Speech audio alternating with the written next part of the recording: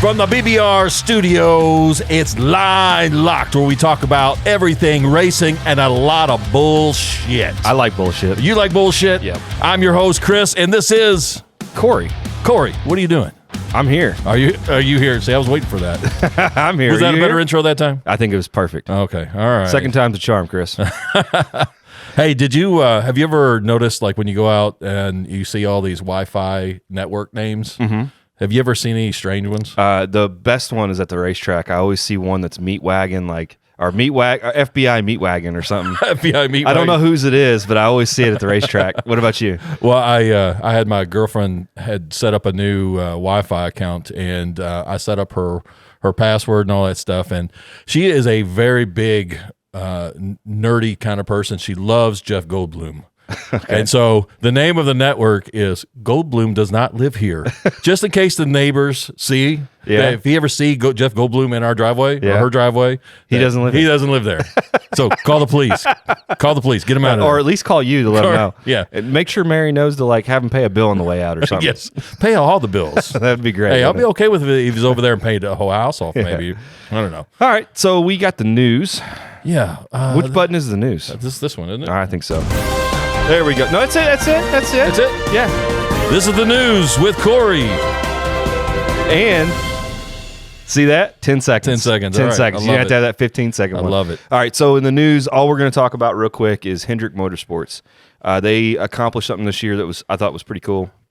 They've actually got 300 wins under their belt over the seasons that they've been racing as a team, which is a lot. The next best was Petty Enterprises at 268 Cup wins. So, wow, it's 300 is a big deal, and they actually made it to 301 this year. The total of 20 drivers has won cup races for them, which is cool. The other thing, which I didn't know, which I thought you guys might find interesting, is Hendrick Motorsports actually had an engine program for before they were a team, and they actually have 500 wins of their engines out there, which is pretty crazy. Well, you know why they got all the wins, right? Why? Because Ricky Bobby retired. Is that what's up? Yeah, that's why. All right. Well, that whole engine program has accumulated to this year 506 National Series wins. So that's impressive. There's people out there. If we want to win, I think maybe we need to go to Hendrick Motorsports and get a motor made. What do you think? Do they make drag motors? I don't know. I mean, they're 800 plus horsepower, right? Yeah. I mean, that's enough to get to 950 or 9, really. Yeah, I guess it really doesn't matter. All naturally aspirated too, so right? Maybe, and all naturally aspirated. Actually, they're naturally aspirated, but they're not mechanical. They're electric fuel injection now. Oh, that happened 2 years ago. I think they went from carbureted to mechanical or electronic fuel injection. The only reason I know that is a local guy to us, Frank something. I can't remember his last name. He was the test car before they went to our electric fuel injection, and him and his group of people tested everything out and sent all their information to Holly, which is a Holly Dominator, I believe, is what they run. So it's kind of new. In the past 2 years, they went to that, which I thought that was pretty cool. You know what those NASCARs don't have? What don't they have? Throttle stops. But they do have restrictor plates. Restrictor plates. They kind of like an ET Genie. Yeah. All right. Well, that's all I have for the news, and the reason that's all I have for the news is because we have a very special guest. Oh my gosh, this is going to be a trip. Yeah, we're excited to have him, and I think we have some intro music for him. Don't we? Let's try it right here. Right? Maybe. Oh, yeah. There it is. Yeah. There it is. This man needs no introduction. None whatsoever.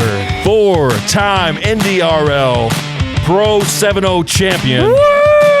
It is none other than Rocketman Robbie Freels.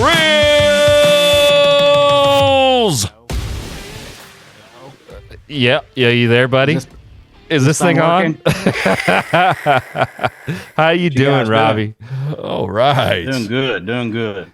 Now, we are very familiar with you, only because you've helped us a ton. So we're also familiar with you because we have a driver's interview, and we'll link it in the show notes below, of last year's championship. So we kind of learned about you. But let's start a little bit from the beginning, abbreviated. Where'd you start racing at? 1982, Dad, 81, I guess. Dad put one in Mom, so I won that race. That was my first one. And then after that, 1994 is when I started drag racing. That's all needs to be said, man. Nice. Thank you for joining the show. And That's all we needed. it's a winner right there, man. Oh my goodness. That's number one. That W. Yeah. Started off a winner, buddy. Yeah. Hey, I guess we all did it at some point, huh? If you want us to be optimistic about it. Yeah. All right, but for real, after that nonsense, where did you start in the drag racing stuff? I mean, did you start in juniors and stuff, or I started in 1994 in junior dragsters. junior dragsters? And how old were you in '94? What was that? 12. 12 years 12 old. years old. Started young then, Yep. pretty young anyway. And were you pretty successful with that program? No. Why is that? I You won't- think? Because I had no idea what I was doing. Yeah. No idea. Yeah. Now, I was your just- dad doesn't come from drag racing lineage, right? He's more of the tractor pulling stuff, but He drag raced a little, the street stuff, and then a little bit of the Windy Hollow stuff here locally, and then he went tractor pulling. Started with a little, like a single cylinder bush hog lawn tractor. And a worked his way legit up lawn to- tractor. Yeah. Wow. Yeah, it was a bush hog brand. They only made them like 3 years or something. So he just, tore it all to pieces and modified it. And he actually still owns it too. So what caused him to want to put you into a junior dragster? Or were you just begging for it? No, I wasn't begging for it. It was just they were just coming out. There's only like 2 years. They've only been around 2 years when I started. Mm-hmm. Maybe a year. I don't even remember. But it was starting to get big at the time, and he was racing. So he said, "Hey, I'm going to make hell on myself and have you go too." So that's what we did. All right. So you did that 12 to how old were you before you started getting into the bigger stuff? I was 15 making a few laps. And then when I turned 16, I was racing full time from then on. And what was your first bigger car? Did you go to a dragster? Dragster. Dragster? I've always been a dragster guy from day one till I still got one. Okay. I mean, that's what I love driving one. Mm-hmm. They're easy, but yet they can be a handful at the right time. Sure. What did you start out naturally aspirated, or did you go straight to a blower motor? I had a naturally aspirated car for a long time. It was a big breakneck speed of like 16s. Not 16, but 16s in the 8th mile. Yeah. It was breakneck speed. Yeah, that's quite a bit different than what you're doing nowadays. But still, I mean, when you're starting out, I'm sure that definitely. Oh yeah, it was fast. I mean, 16s is still fast Mm-hmm. if you think about it. I mean, there is street cars doing it now, but what was that? 1996 or whatever? 98. I mean, that wasn't slow, but there was other faster stuff. That was one thing that we talked about with Bruce, our last guest, about because he kind of started in the 90s and then kind of quit early 2000s and not coming back to it, about how easy it is to make that much horsepower than it was in the 90s, as far as reliable horsepower. And I mean, the parts have just quadrupled in the what's the reliability, strength. Yeah, reliability. That's the word. Yeah. And it's pretty wild. So what about that program? Were you starting to get successful then, or still not knowing? In the juniors, going back a little bit, I did win a track championship with that. Won a few races with it. And then I started in a big car, and I won a race the first year ever driving, not having a clue what I was doing. Let go of a button, just run it down there. And I might pedal it. Might be before the finish line, might be after. I don't know. I was just you were just there, buddy. And I assume that obviously there's a little bit of luck involved, especially every bit of it. Yeah, especially back then. And my trophy case is definitely not as big as your trophy case back there. And I think, this ain't all of them. This is just for the podcast. Yeah, this is just there you got yours down there, whichever direction it is. It's down there. I was like, I'm going to put mine up here. Yeah. So I got some Willies and Wallies. But I tell you, you make me feel a little inadequate with yours. But it's still not as bad as what's over here. No, there's nothing over here yet. No, and we're gonna change that next year. Have you looked on eBay, Chris? Yes. I maybe find some bowling trophies. All right, so let's try to stay on topic here. It's going to be a rough one with Robbie. I just know it. Yeah. All right. So you campaigned. You won one race your first year out. My with the first drag year strip. out. Yeah. And the then locally Super Pro race. Was that a Windy Hollow or is that somewhere else? It was. Right on. That was home. That's 30 minutes from the house every Saturday. That's where I was at. You know, everybody talked about partying and carrying on in their high school years and teen years. No, I was racing. I had no time for partying. Yeah. Well, and I think that's what kind of made you the man you are today, because you were so focused early. I mean, you're a hard guy to beat. I mean, it's period. And we'll get there. We'll get there. Well, this year, the last 3 races you were. But you're easy to beat when you can't get your shit started. I was getting ready to say that last race was real easy. Yeah. We'll bring that up in a little bit. Yeah, we will. We will. All right. So we'll bring your cardio up too. Yeah, I wasn't fast enough. Well, we'll get there because let me tell you my side of the story on that one. All right. At any rate, so you went there, you got one good win. Was the next season more successful, less successful, or honestly, I don't know. You don't remember? I couldn't tell you. So let's speed forward. Let's speed forward a little bit in your life to when you started being more successful, and then you started getting some of those trophies behind you. I'm still waiting for that day to be more successful. Still waiting. Yeah. Come on, I found these on eBay. I ain't gonna lie. eBay and Marketplace. All right, but for real, really don't know.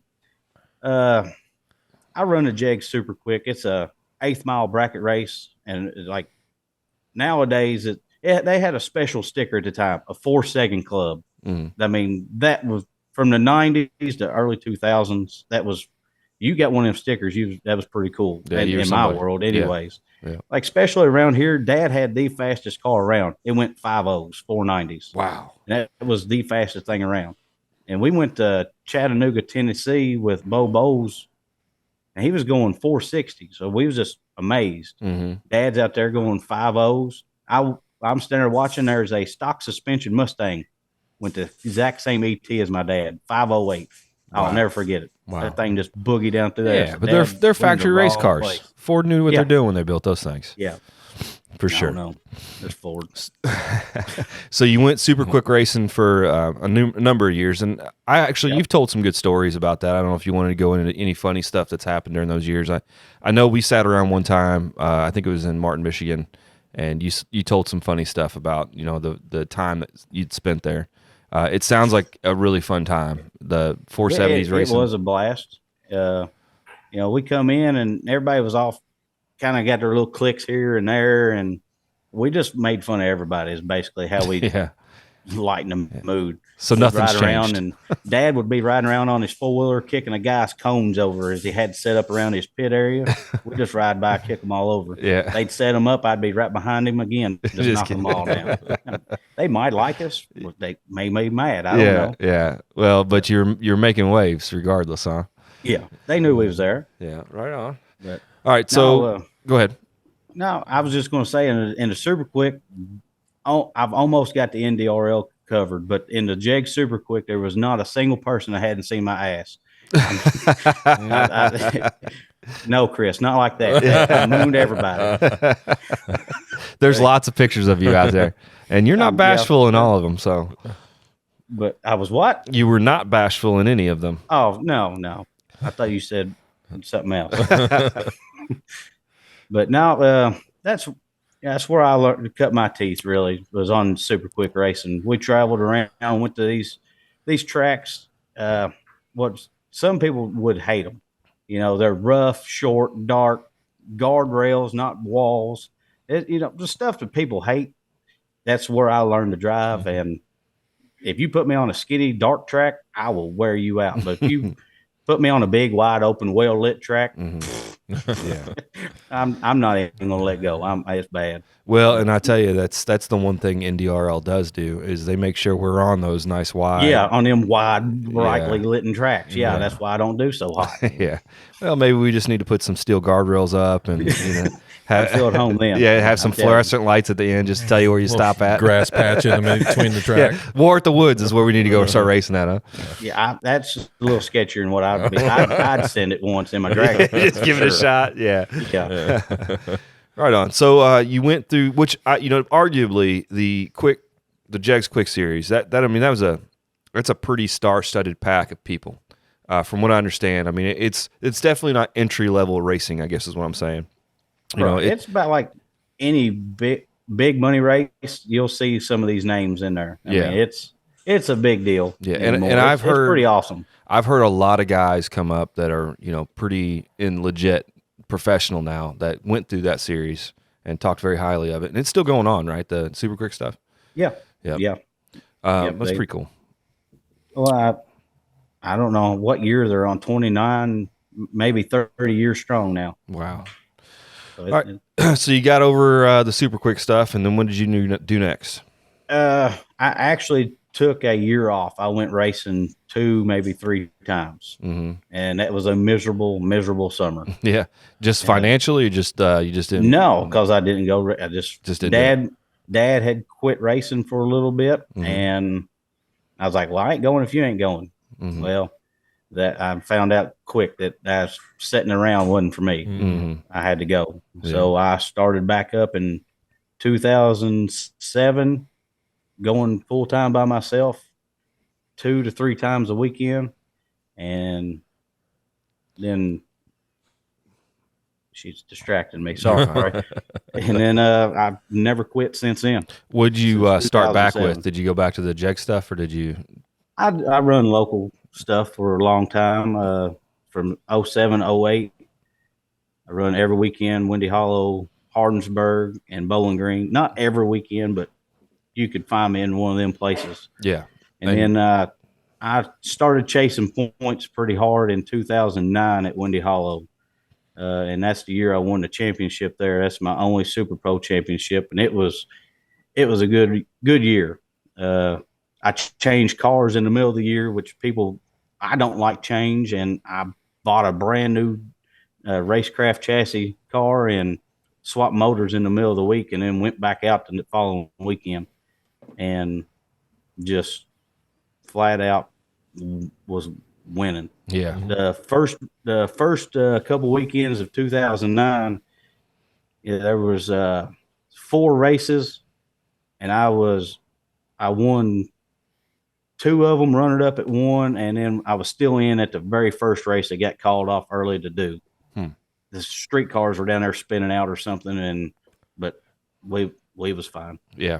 Anyways, and then I would win Friday night at Hardinsburg, come to Windy Hollow, and I'd win that night. I mean, it wasn't like there was 5 cars or nothing. We're talking about 40 to 50 cars everywhere we went. I mean, it was just a good year. It's impressive. Yeah, some people just have them. It's just And you in particular have really good seasons. It seems like I have more often ones than and not. I have some duds. Yeah. That's pretty cool. I mean, I know that you're not unbeatable because everybody is, but you're a hell of a racer, dude. And as much time and effort as you put into it, I mean, you really deserve to have those wins. Other people just need to put more time in it, and take it more seriously, I suppose. All right. So when did you start with where we know you from, the Nostalgia Drag Racing League? I did when was 2011 or 12, one of those 2 years, I believe. And 2011, I'm pretty sure. And that's just where I've been ever since. We bought the car I got and jumped right in 7.0, and that's where I've been sitting at ever since. Yeah. That's just what feels right. What is the 8th mile times of that car, just to give it reference of what you were 450. doing? 450. So you're not terribly off of what the 470, 480s? Right on. No. 447 to 451, depending on where we're at and how the temperature is. Yeah.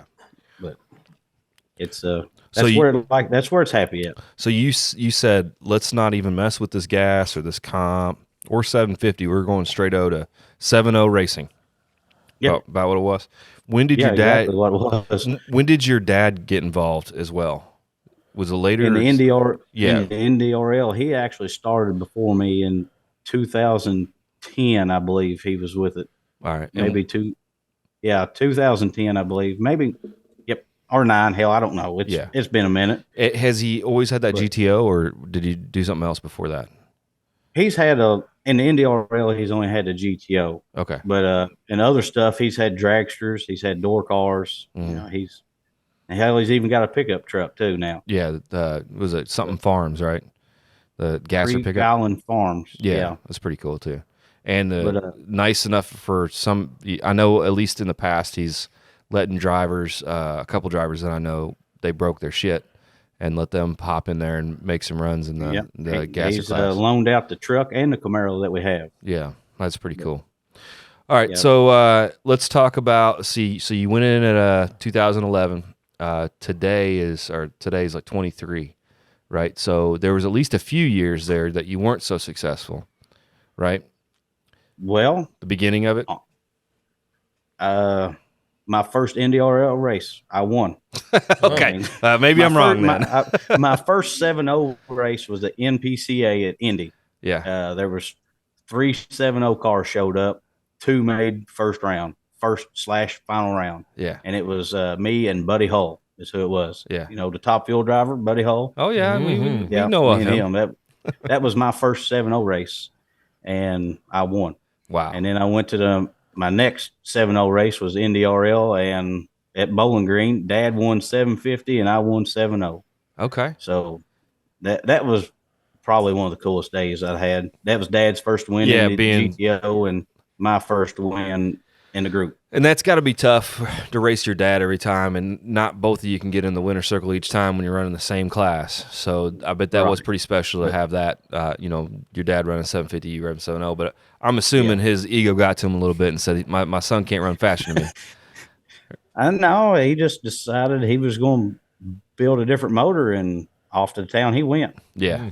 And it takes a pretty big motor to make that brick go down through there at 200 mile an hour. Yeah. Because it is not aerodynamic.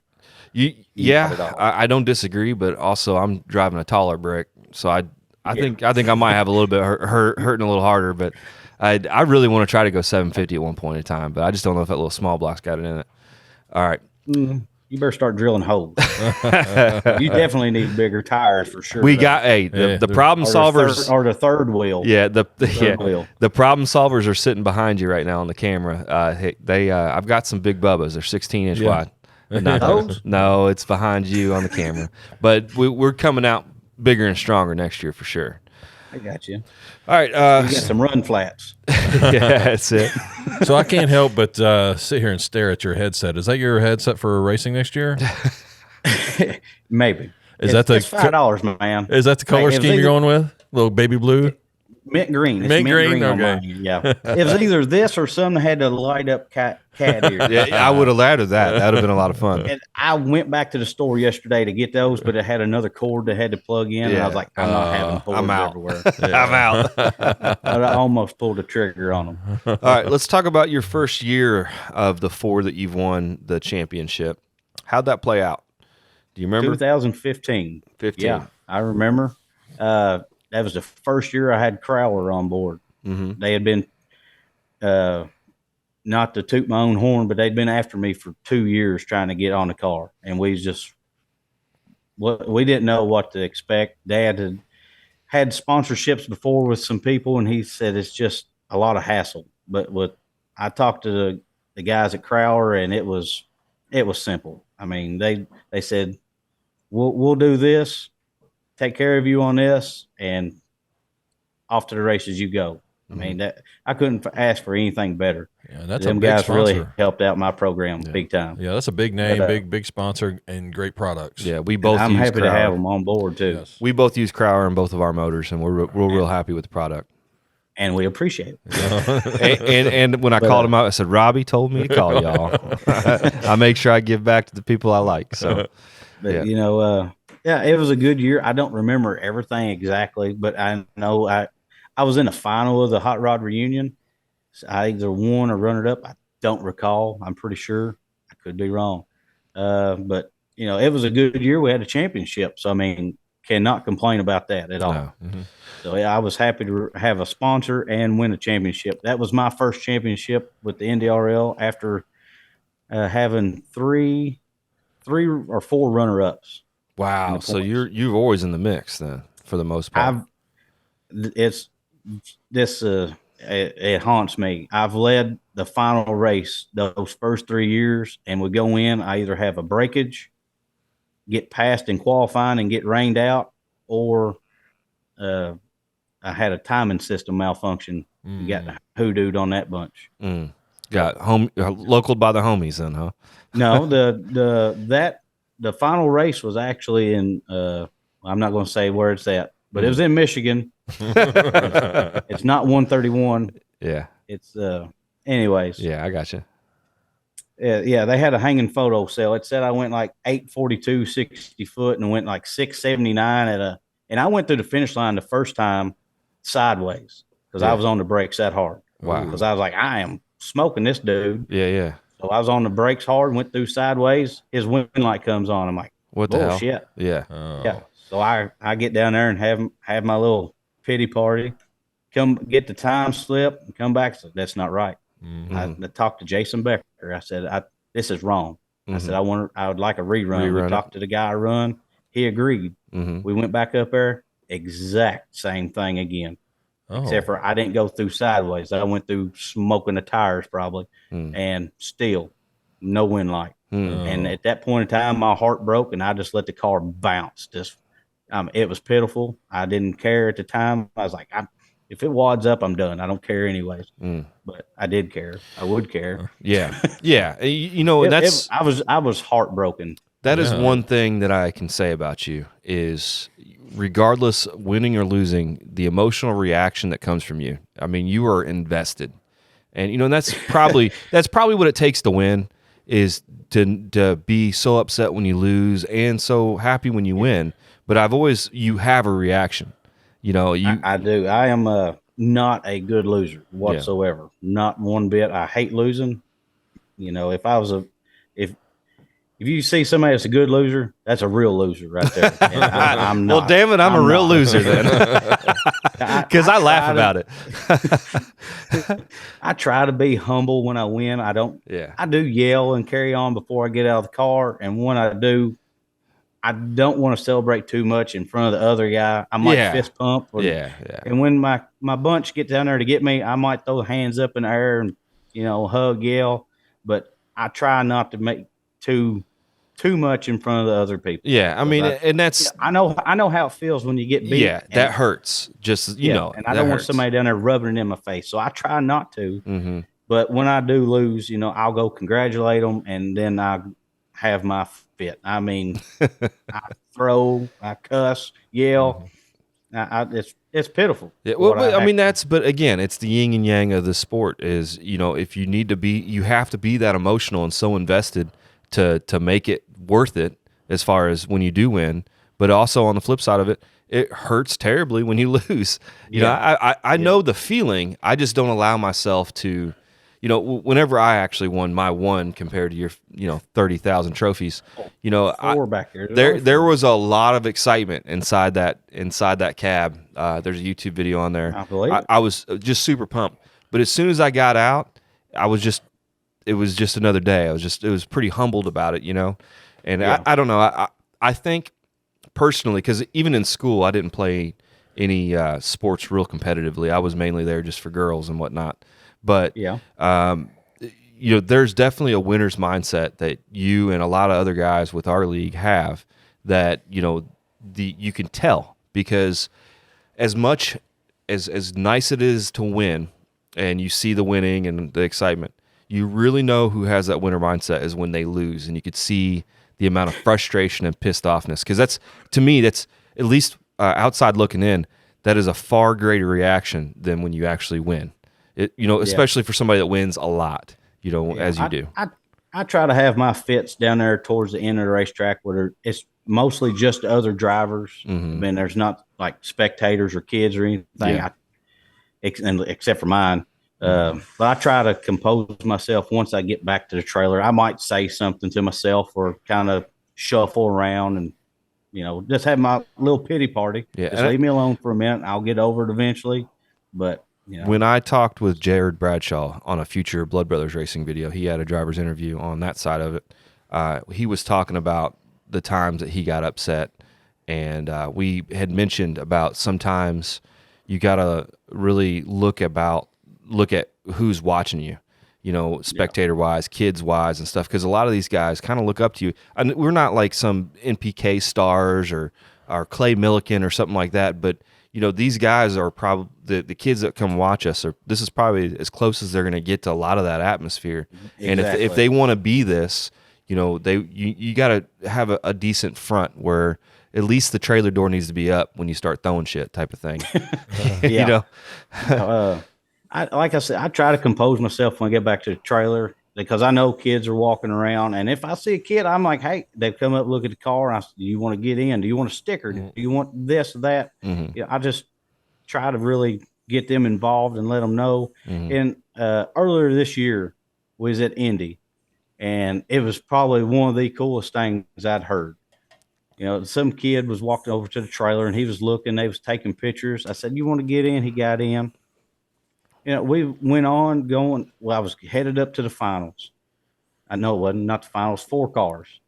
And I was headed up there around the corner, and this 2 or 3 guys and a little kid was walking across there. And I heard the little kid say, hey, it's the Rocketman. And brother, you talking about, I was like, that's cool. Somebody knows who I am.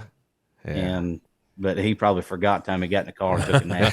I tell you what, that makes me smile so much just thinking about that feeling. I mean, that really brightened up my day. I went up there and lost, but at least he wasn't there to see it. Past his bedtime. As far as he's concerned, you're still a winner. Yeah.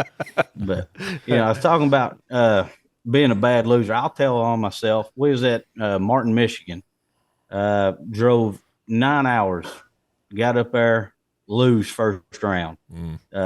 Just got out, drove. I seen the guy was driving off from me, and I said, well, I can't follow him through.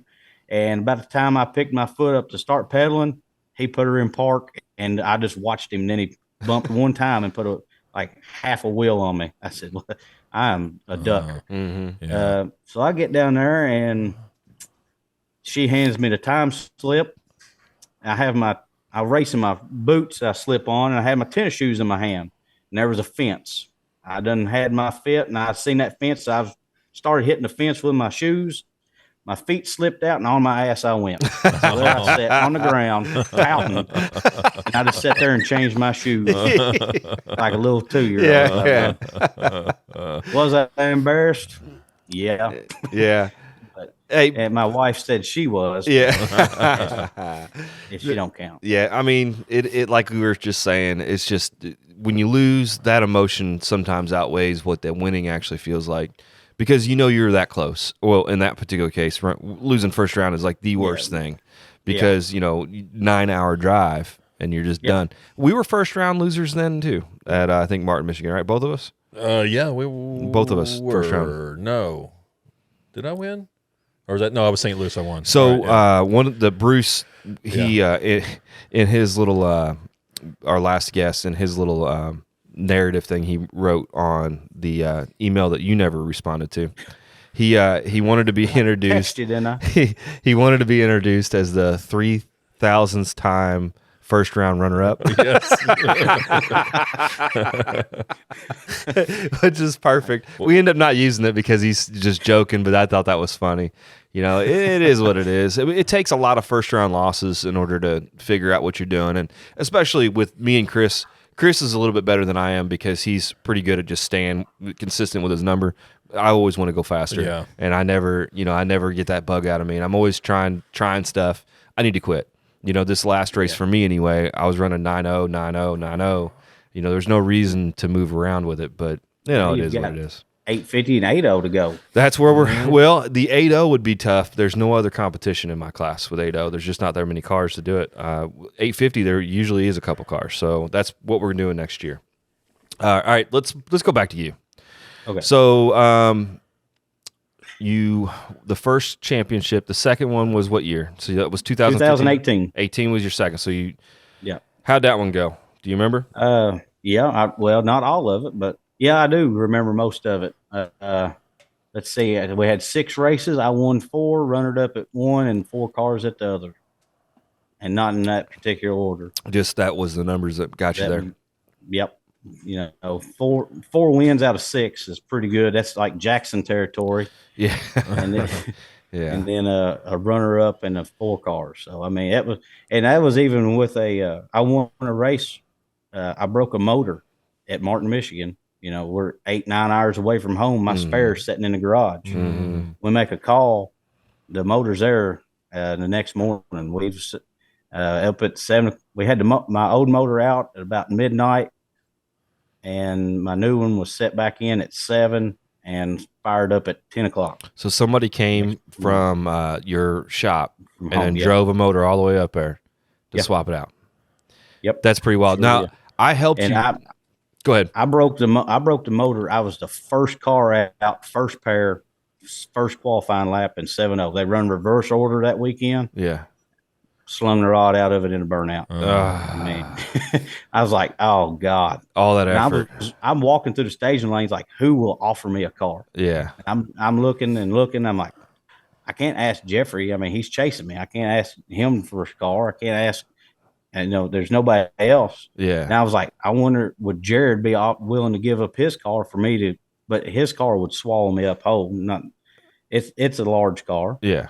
And we just got on the phone and called Jared's brother. Jared's brother said, "Yeah, tell me where it's at and how to get it loaded, and I'll be there." And sure enough, he showed up. That's how the sport is. I mean, I've found that a lot of people are just willing to go above and beyond to help other racers, and especially your family. And we've had this discussion about your dad, how much he's really helped Corey in knowledge department, and the blower help and all that stuff. And it's just, to me, it's just really incredible how it all transpires. You guys definitely, that whole family, you and that whole family, definitely give a lot of guys something to look up to. This is how this sport is supposed to be meant to be ran. And even if it's your direct competitor, if there's something you can give for him to get into the next round, even if it's directly against you, you give it, because at the end of the day, whoever's better is going to win. It's got nothing to do with anything else. If you're better at the tree, if you're better at finish line driving, you're still going to win. You're racing yourself essentially. But it's the family atmosphere is just amazing. It's a great thing about you and your all's family. So what we're going to do next, we're going to do a little sponsor segment, and then we're going to come back and we're going to finish up with Robbie Freels. Rocketman. Do you need an engine built right for your car? Take it from us. Call Performance Automotive in Bethalto, Illinois. Whether it's a small block, big block, Chevy, Ford, or even a diesel. Call Mike or Gordon. These guys are guys that you can trust. That's Performance Automotive, and tell them Line Lock sent ya.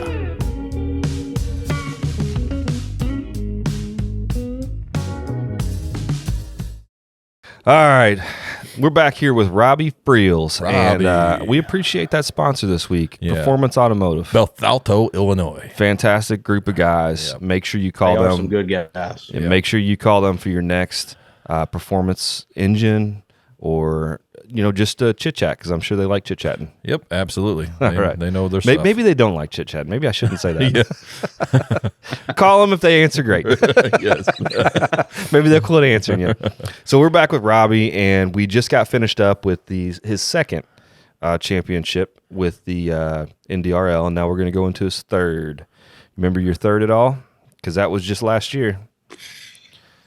No, man, it's just I really don't. No. I really don't. All right. Good conversation. Yeah, winners take winners. Let's talk about this year then, because you got to know this year. I remember some of it. You remember enough. Some of it out. Yeah. Let's talk about the first 3 races. We started off pretty strong.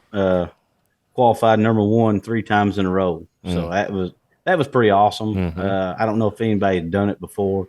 I was really wanting to go all of them, but I qualified second at 2 of them. Yeah. So Jackson, I got close. So Jackson says he doesn't like to qualify first because of the bye and everything. Do you have to deal with that? Or They're laddered. It's better for them. We're laddered. Oh, okay, that's right. Yeah, Jackson's not laddered. Low qualifier.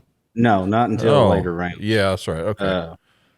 Sometimes number 1 qualifier will get to bye first round. Sometimes not. It might come second round. It just depends on how the ladder falls. Yeah, but regardless, you're going to be up against the least qualified guy in the ladder.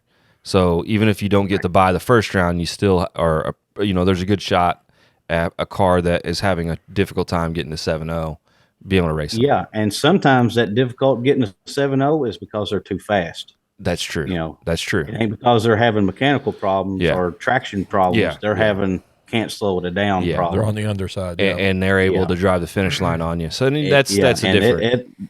It's a hard situation to be in sometimes. You're like, man, this guy's going to be too fast. Mm-hmm.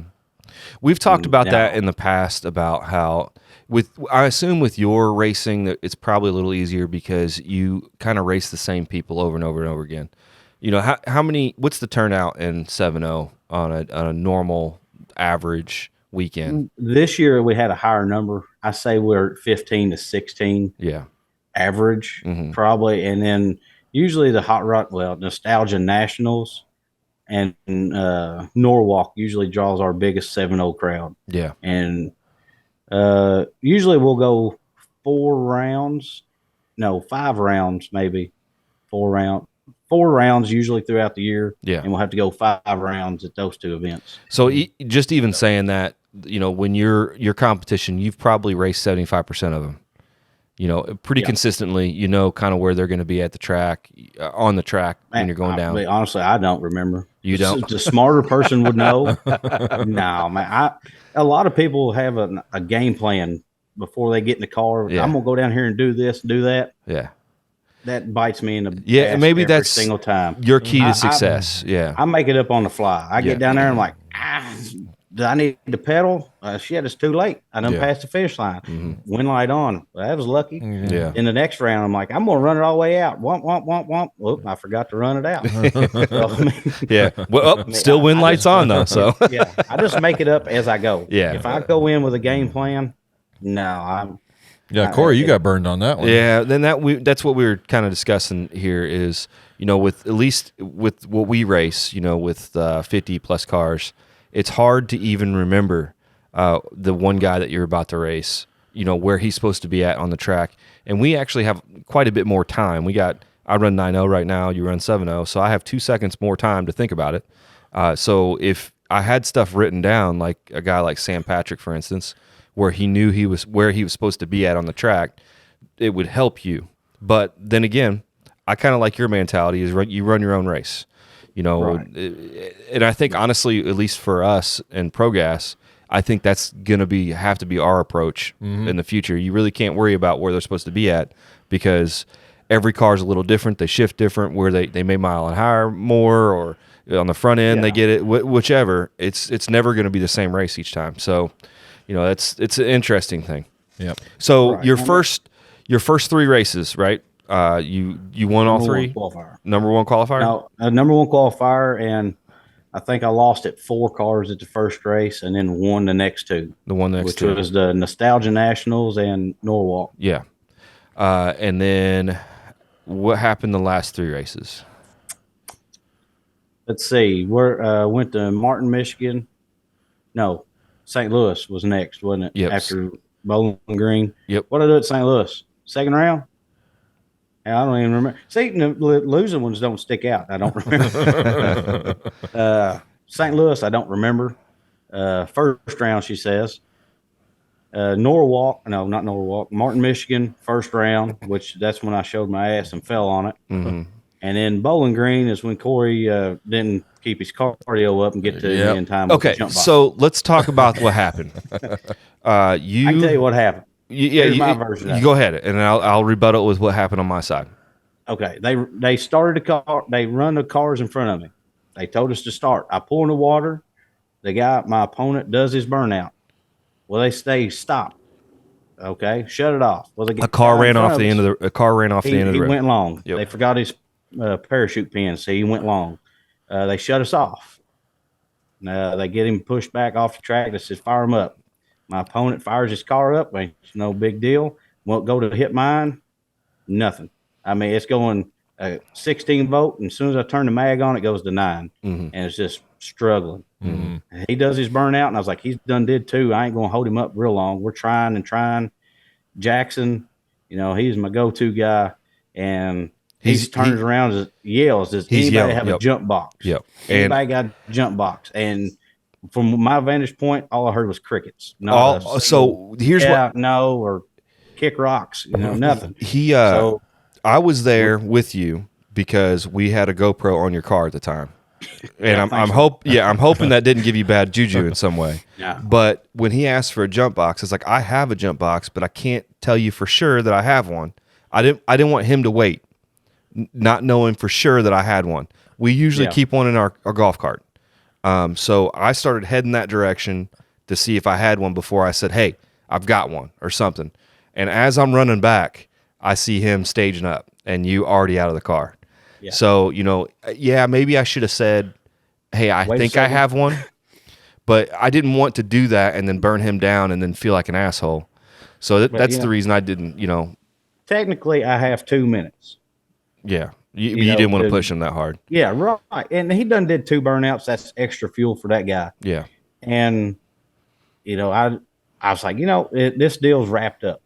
I am the 2023 champion. They can't pass me. I'm not going to hang this guy out. I'm just going to let him go. You did the right thing. He went out there. It was a sportsman thing, maybe not the right thing from my standpoint. If I'd waited 5 more seconds, you would have been there. But I was just thinking, it's not fair to him. I wouldn't want nobody to do it to me. But then again, I would have waited. Not saying he didn't wait. He got the broke signal. He put her in and went. And then he went out there and shook the tires, and you could have got him. Yeah. So I change things with how I do things. Is like every morning when we get up and get going, I'm gonna have a checklist of the things that are in the golf cart to say that I have this here. It's charged. Everything's ready.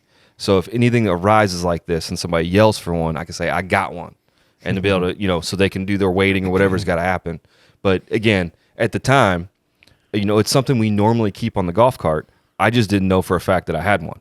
And I didn't want to hang him out. Understand. I ain't blaming you. It ain't you're blaming me. I hear you. Went dead. You're blaming me. I hear you. So are you changing how you do things now? Or are you going to have one handy? Or no?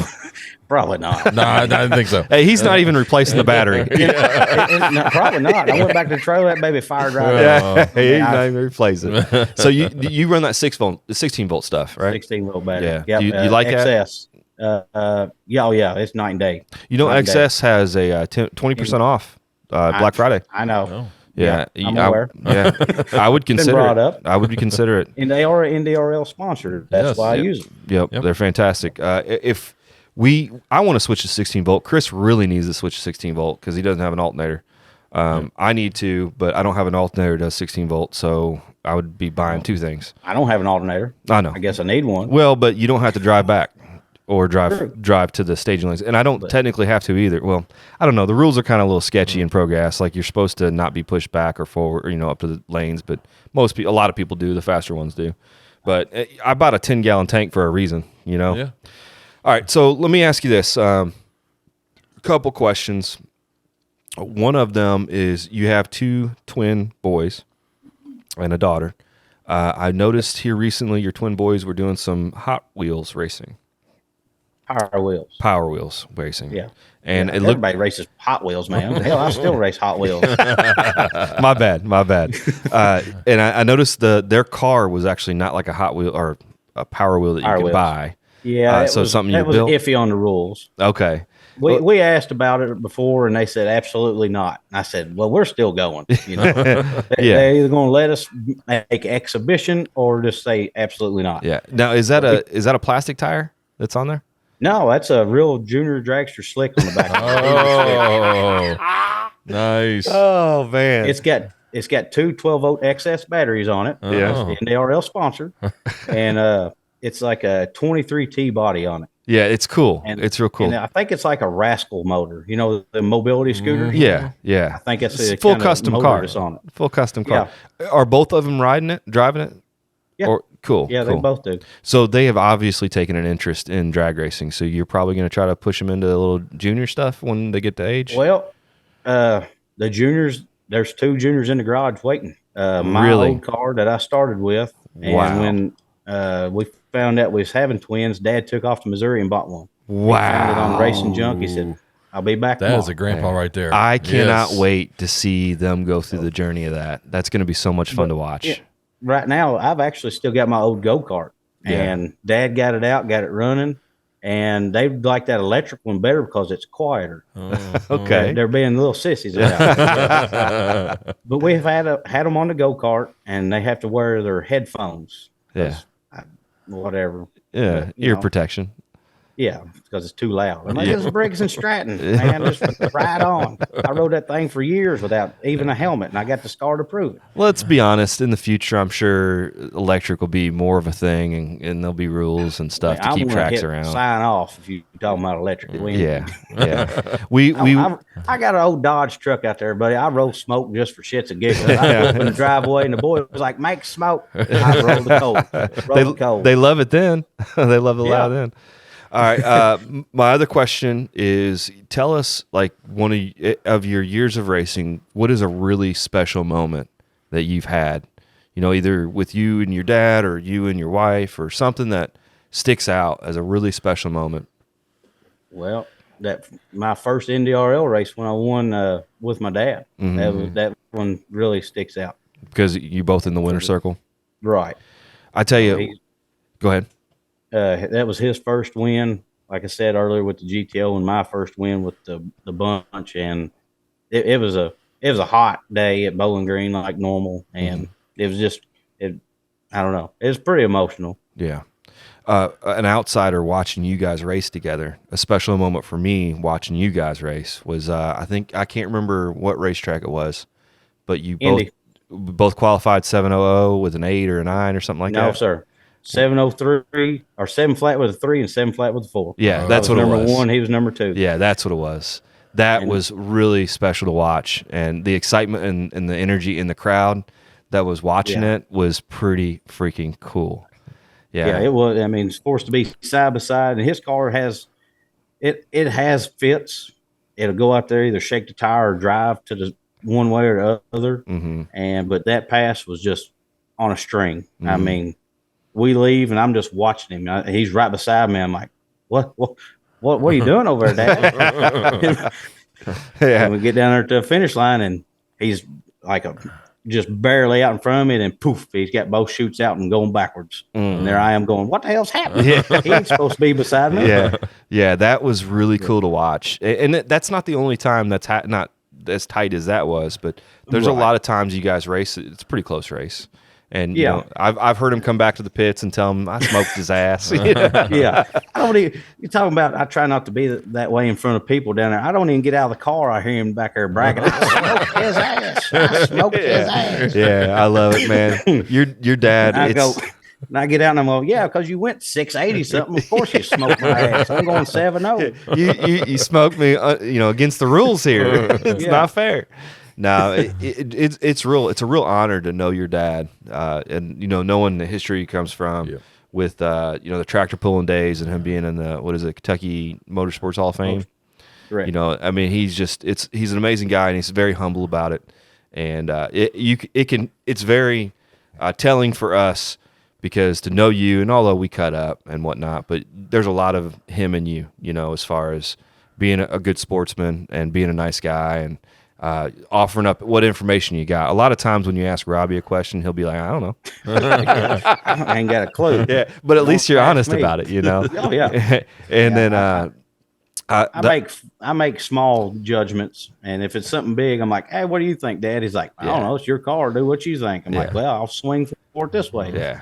A great anything else, he's like, yeah, let's do this. I'm like, all right. Yeah. A great example of this is something that you did for me, even though it was Pat that ultimately made the decision. But I was buying a new blower, and I showed you a picture of what I was looking at buying, And evidently at some point you showed your dad, and then your dad wanted to tell me what I was getting. And you called me up and said, hey, Pat wants to talk to you. And that meant a lot to me, just because you didn't have to do that. You know, you could have allowed me to make that mistake myself and learned that tuition. But, you know, he knew that what I was doing, and it meant a lot to me that you guys reached out and, fixed, not I want to say fixed, you made me go a different direction. And it worked out for the better, because regardless, I would have been doing the same thing. It would have just added more work to me if I would have went with the one I was originally going to buy. Well, my alternative motive was to sell you a blower. Yeah, and that didn't work out only because you didn't have the one I was looking for. I needed something striped, with the methanol and whatnot. But if you want to go 750, I got something for you. Yeah. Well, I just don't know if I got what it needs to do it. Crowder does. Yeah, I know. Yeah. I will. Yeah, I know. Hey, sponsor plug. Yeah, there it is. That actually leads us into the next segment of this. Who do you want to thank? Or actually, do you have anything, Chris? No, I'm good. Who Chris, you want to come thank? on, Chris. Yeah, Come on. you got any something, questions? I know. Okay, well, You've got something. I know. yeah. How often do you not wear a hat? I got married in a hat, buddy. Yeah, same here. just like Burt Reynolds said, I take my hat off for one thing and one thing only. Yeah. I do want to say though, one thing that I've noticed more than anything with you is, and we kind of touched on it, is I see you and your family. Your wife and your kids are always there at the track, and that is very admirable for me, and that I respect that, and I see that you're a great dad when you're with them. We watch and we see how you interact with them and everything. Those kids are gonna grow up with a great dad. Yeah, you're instilling good morals in them, and it's I appreciate that. It's fun to watch them grow up. Yeah. As much frustration that you have, I could tell. Those kids run wild. There's a lot. I've chipped some teeth over them. Yeah. So how are you going to handle them running juniors? Are you going to be able to keep a full program yourself if you're focusing on That's them? where mom comes in hand. Yeah. She's going to take them junior racing. I'm going to go race myself. Right. Yeah. Good answer. Yeah. Good answer. I bet she could. As much as she knows about the sport, I bet she'd probably do a pretty good job of it. After she gets the dishes done, she can jump right on in there. I get that dishwasher on first. I kid. So And speaking about that, my mom, she used to take me racing by herself. And wow. Dad, he was running the super quick, and they travel pretty decent. And so mom would we'd stick my junior in the back of the pickup, throw the tailgate up with a rag on it, strap it down. I'd take off with my 1 gallon or 2 gallons of alcohol and an air tank, which I never checked the tires until I got in a big car. yeah. Wow. But that's what she did. Yeah. That's respectable. I appreciate her for that. Absolutely. I got a picture somewhere, just me and her in the winter circle picture, I believe. Yeah. So that was one thing like 13 or 14-year-old with a Copenhagen skull pulling circuit fire jacket. I was the only manufacturer with that fire jacket. I guarantee it. So that was one thing I wanted to mention. I never did write down, but you're kind of at the point of winning jackets that you're just going to have to start giving them away to homeless people or something, because you're going to start running out of people to give them to. Yeah, I know. I'm hoping these boys hurry up and grow so I can give them some. Yeah. You don't want to buy something that they're not going to fit into next year. Right. Yeah. And I've got, speaking of the jackets, in the Jegs, if you finished in the top 10, you got a big leather jacket, which is nice. Yeah. But they're bright yellow, white and black. They're the Jegs colors. Yeah. They're pretty obnoxious, but I wear mine because I'm an obnoxious kind of guy. Yeah. But, then I've got the NDRL jackets, but the Jegs, I've got 3 of those jackets. I've got my first 2 NDRL jackets, a Windy Hollow jacket.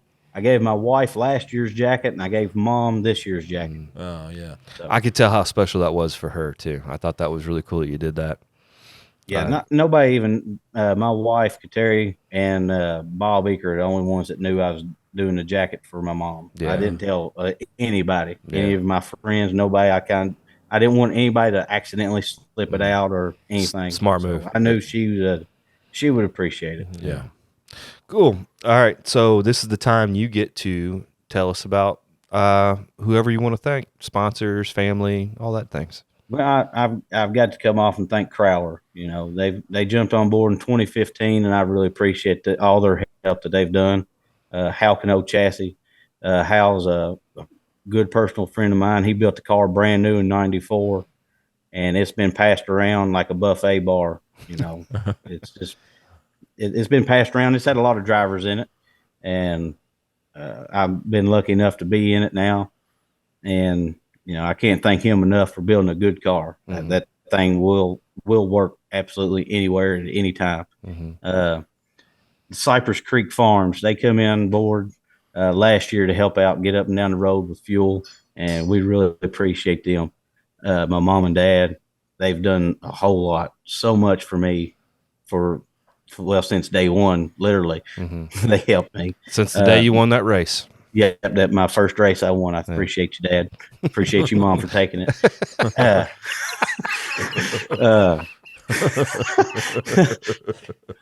Took one for the team. And then my wife, she puts up with all this nonsense that I do. You know, I live it and breathe it. That's all I know. Is all I can do. I am not. I don't woodcraft. I am not a woodcrafter. I dabble with the metal because if you screw that up, you can weld it back into place. But other than that, she puts up with a lot for me for doing this, and I appreciate her for all that. The boys, Miles and Houston, Stella, you know, the boys, they really enjoy going racing. They always want to bring home a trophy. Houston gets pretty upset if we don't bring home a trophy. He takes losing about like I do. You can't talk to him for at least 45 minutes if we didn't bring home a trophy. Wow. Miles, he's like, that's all right, Daddy. You can do better next time. Thanks, son. I don't want to hear that shit. But I appreciate you. Stella, you know, she ain't got a clue what's going on. She's 2-year-old. Yeah. She's just riding around smiling. Yeah. She just loves eating snacks, man. Yeah. That's all she knows. Yeah. Jackson, I couldn't do anything without him being there. He is my right-hand man. He's always there. His fiance, Riley, she helps out tremendously. She watches the boys and Stella while we're out racing, and Kateria's backing me up. Let's see, I wrote some stuff down. Tommy Patrick, he has come along and helped Dad. He used to help Dad in the tractor pulling days, like that. They was sidekicks up and down the road every week, all week long. Dad couldn't do the pulling without him, and now we've got him going with us racing, and it's really turned the program around with Dad, so he can focus more on the tuning and what needs to be done while Tommy takes care of the car. And all the people at Freels Motorsports, you know, every one of them, all the other drivers, the family members in that, all of the Bowles family racing, you know, they come in. You guys come in and take care of us, help out Mike Ryan and their bunch, all the NDRL. I mean, I got to thank all of them because they all come in and help out. Jeffrey Sanborn Racing, you know, he's helped out a lot with stuff. I call him for advice on something or just chew the fat about something. And then we get talking about something serious, and then we're back to bullshitting again. But he's been there and helped out a lot too with some stuff. Mm-hmm. That's so good. I appreciate every one of them. If it wasn't for them, you know, I couldn't get up and down the road or even down the racetrack. Yeah. Awesome. Well, maybe we had the music started coming up on ASPCA. No, like the Oscars when they start cutting off with the music. My bad. No, we're just kidding, man. We're just kidding. No, beautiful, Yeah, man. that's good, man. That's good. We'd like to thank all those individuals as well for making you who you are, because this has been a really fun episode. And hey, do you have a would you rather for us? Oh, I do have a would you rather. I had to write it down. All right. Would you rather eat a wet loaf of bread or a pint of blended fish? Oh, wet bread. Wet bread. It's gotta be a wet loaf of bread. That's fine. I could do that. Have you ever ate wet bread? Well, I mean, I've had greasy bread. That's probably similar, right? No, it's flavorless. I think that the fish part would get me. I think it's the smell. The wet fish, or was it wet bread? It's wet bread, blended fish. Blended fish. It's so you drink it. You drink it. Yeah. I'm telling you, I'm bread all the way. What about you, Robbie? I'm not going to talk about that. Have you had both? I might dip the bread into tuna. Oh, So, yeah. well, and that's a good thing. I've eaten tuna. That's pretty much blended fish, right? That's not bad. And you can eat it raw too. Yeah, that ain't bad. Yeah. I don't know. I'm still a bread guy, I guess. I don't know, man. Because That I'll be bread- honest with you, if I'm at the firehouse and I'm real hungry in the middle of the night and I got nothing to eat, I'll raid camp. You go down and wet your bread? No, I'll go find just bread and just eat bread. yeah, I mean, that's what I got. Go throw some water on it. Next time you do that, wet it down. Yes, All right, I'm going to send you a picture. I'm going to do it. Wet it and fold it in half and eat it that way. I'm going to dip my bread in, like I'm dipping Oreos in water. Hey, have you guys put on a link yet to go to podcast? No, but lockpodcast at yahoo.com to get your Gmail. And I tell you what, this will be the last time we this will talk be about it. it. Yeah. If you guys want a Christmas ornament, go to there. email us at linelockedpodcast@gmail.com. That's a This great is shot. the last time you're going to be able to do it, though, because we are sending these things out the first week of December. Yes. All right. Wow. I appreciate That's a that great I plug. had this on the tree and the wife saw it. Yeah, So now, he now it's here. texted me a picture. I said, I ain't gonna last in such a nice tree. It's too tacky. But put it on your toolbox. That's right. All right, Robbie, man, we appreciate the hell out of it. It was a lot of Guys, fun. we appreciate you. We are. Thank you for having me. We're gonna probably bring you up next year before the start of the season. Tell us what your plans are. But until then, again, thank you very much. And we can't honestly, we can't thank you enough. But there's so much for your family's done for us. We wouldn't be where we're at. And then just you being in a good mood all the time and giving me advice. I just can't thank you enough. I really, really appreciate it. I appreciate it. Yeah. One thing I do want to add is I am the first 4-time champion and the first back-to-back. Okay. I've been in 7-0. I've been the second 2-time champion, the second 3-time champion. So I'm actually the first to do 2 things. Mm-hmm. So I'm pretty excited about that. Robbie ain't bragging about I nothing. just want to pat myself on the shoulder. And I went to Eddyville in 2020 and won that trophy Yeah. at the Fuel Ultra Nationals. Just bragging on that. Yeah. Got anything else, There's 4 Robbie? Wallies over here. Yeah, don't worry about those. The, Wallies, 2 of them man. are special edition. They're silver. Yeah. You notice that? No, what? Silver. What? Yeah, that's cool. Silver. Yeah, and the other I one, won those them super quick. back-to-back Are those weekends. super Super quicks? quick. Cool. The All gold 4 ones. of them are. Oh, nice. Wow. The Yeah. first one's 2003. I won at a special invitational race at Wind Hollow for Jeg Super Quick. That was my first Wally. And I won it at home. Well, what we're going to probably have to do then is you're just going to have to, because one thing that you do is sometimes on Facebook, you'll write up like a narrative of your weekend, and you do a really good job about Yeah. that. So maybe I'm going to have, I'm behind a little bit. maybe what we'll need to do is in the future we'll get a segment going of you get to tell us a story. You know, just real quick, like a Real quick. I don't do nothing real quick. a That's- 5 to 10 that's minute story. That's a lie. Yeah, I know it's a lie. But a 5 or 10 minute little story, because you do a really good job of describing or hitting the points where it's interesting to listen to. So maybe in the future we'll do something like that. That'd be cool. Maybe during the season next year. Be fun. All right. We can look into that. Yeah. All right, Send you a Robbie. bill. We have to eventually end this thing, or we'll just be here all night. We appreciate it Yeah. again. We're gonna mute your mic so you can't talk to us no more. we're gonna finish this out. But you're more than welcome to watch to finish it if you'd All like. right. Chris, thank you very much for Hey, everything. yeah, Appreciate thank you, man. It's been a pleasure hearing you and seeing you on here, man. Especially with the nice headset and the Yeah. Christmas ornament. The headset's really what sets it off. Yes. I Turquoise kept the headset. receipt. I'll take them back. It's just $5. All right, Robbie. We'll see you. Corey, buddy. thank you. I right. appreciate you. See you, Robbie. See you guys. All right. All right, so we have the Would You Rather already finished. So we got some viewer mail, huh? Yeah, so actually it's 3 comments as I was going to say here, and I'll just say them real quick. Mom watched our episode or listened to it, and we talked about my toe issue. She says, "Son, take that toe to the doctor." Well, it's too late for that. I think she should. I think you should, buddy. I should have when it happened, but not now. I mean, it's too late for that. And this one was actually directed towards you. This is from our good friend Vern Griffith, teammate. He says, "Have you really thought about having Corey in the house all the time? You might want to rethink that." Yeah, I don't think my wife really thought that one through. Yeah, that's from the wife's episode. Yeah, she doesn't know what she's got into her if she decided to have me in the house all the time. It'd be a problem. Yeah. And lastly, Bel Air 655 just says, "Great show, guys. Can't wait for next season to start." And he means racing season. Yes. And we are fresh out of 2023. So we got a good 5-6 months to go. Yeah, I can't wait for it to come either. But also, we needed a little bit of downtime to get our program up to snuff. So we got a few changes we're going to make, and we're excited to get changes. those done. Yeah, some big changes, actually. So make sure, Bel Air 655, you stay tuned into the Blood Brothers Racing channel for all the updates. Oh, yeah, for sure. And everybody, make sure if you have any questions or comments that you either can comment below or wherever you hear us, comment there.